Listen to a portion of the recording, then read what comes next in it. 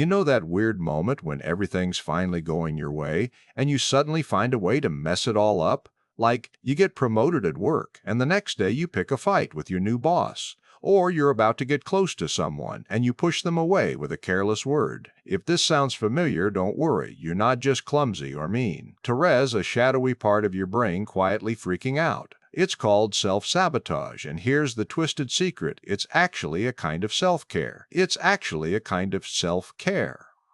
That voice telling you you don't deserve this is trying to protect you.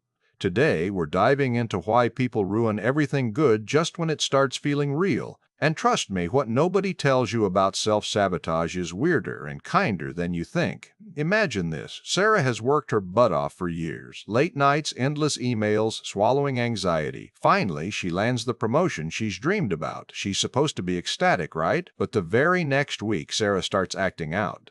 She picks fights with coworkers, misses deadlines, even shows up late to meetings. It's like she's bent on wrecking the success she fought so hard for. Maybe you've been there too. At first glance, this looks like plain old self-destruction or immaturity, but psychologists have a more unsettling explanation. Self-sabotage often kicks in when success feels too overwhelming, like your brain has a hidden thermostat. When things start getting warm, comfort, achievement, connection, it freaks out and breaks the heater.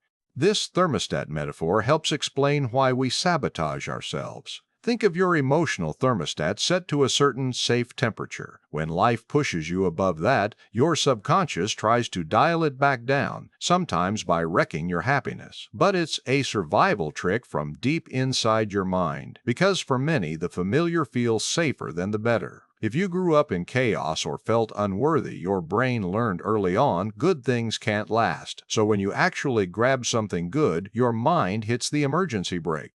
It's a twisted form of self-care. The brain thinks, better wreck this now than risk something worse later.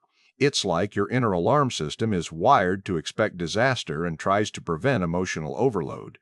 This idea is backed by something called the upper limit problem, a term coined by psychologist Gay Hendricks. He studied people who unknowingly sabotage success because they hit an invisible emotional ceiling. When they cross that line, anxiety, guilt, or self-doubt push them back down.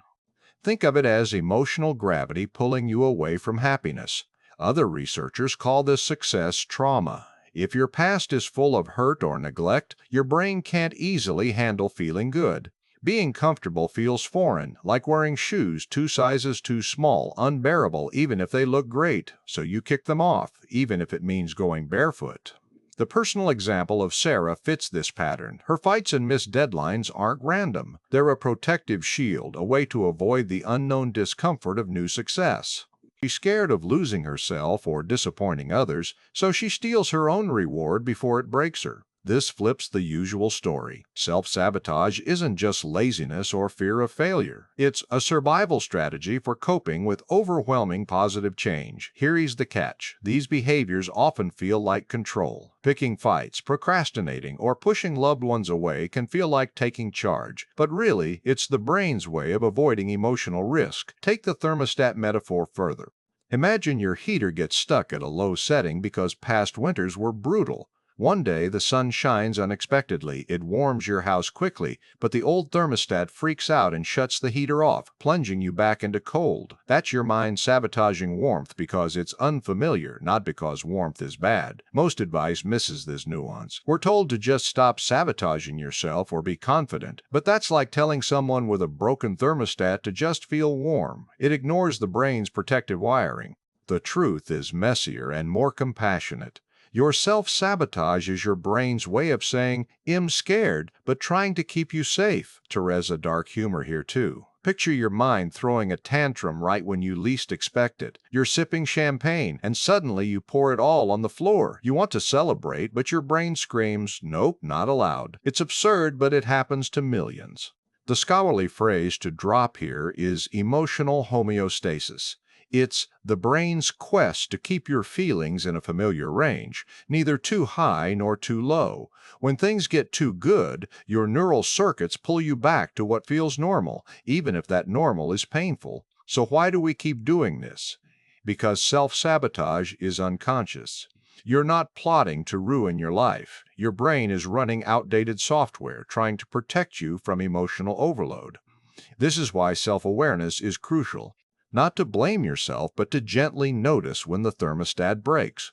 Understanding these patterns can help you pause before flipping the switch. Maybe instead of picking fights, you take a breath. Maybe instead of ghosting a relationship, you acknowledge the fear of closeness. This is where the real work, the unglamorous yet heroic work, begins. Here's the twist nobody tells you. Self-sabotage is proof you want better. It's a sign that your brain is wrestling with change, trying to find a new normal. You're not broken, you're just adapting.